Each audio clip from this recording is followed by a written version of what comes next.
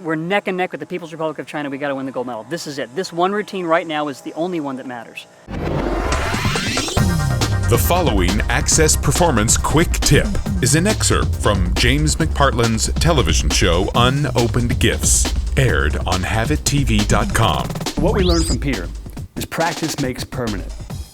Our daily actions, our habits are ingrained by what he would call our practice. Every day is a practice session. To have a gold medal performance in life, you have to picture it, project it in front of you on the screen of life, and not only see it in your mind, but feel it in your body.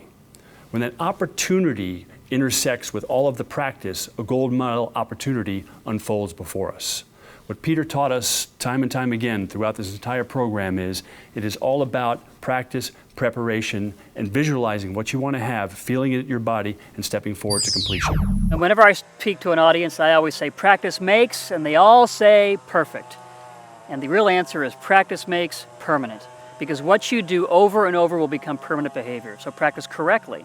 So when I was in the gym at the end of a day and I'm tired and I'm beat, and I spend almost every day in the gym leading up to the games with Tim Daggett.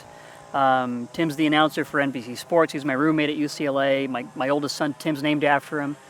Tim's oldest son is named Peter. I know it's obnoxious, but we're good friends. He's a great guy. But you know, we lived our dream together in that gym training. And at the end of the day, when we're tired, often, we'd be maybe on the horizontal bar. And it's the end of the day, and I'd say, hey, Tim, let's put some pressure on.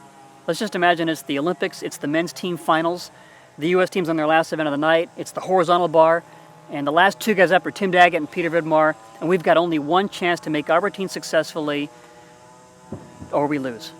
And we're neck and neck with the People's Republic of China. We got to win the gold medal. This is it. This one routine right now is the only one that matters. And here, we're exhausted. I've been in the gym for 6 hours, but I could close my eyes. I could vividly imagine I was in the Olympic arena. My heart would start to pound. And I'd look at Tim and I'd raise my hand and he'd raise his hand right back like he was the superior judge. And I'd turn, face that bar and grab that bar and begin my routine. Sometimes I fell off the bar. I made a mistake. And that ruined my day because I placed importance in that performance. I imagined I fell off the bar at the Olympic Games. But if I made the routine successfully, I felt fantastic. And I would drive home every day after a workout like that and say, wow, man, I just won the Olympics today. That was awesome. I'm doing it again tomorrow. And it got me excited.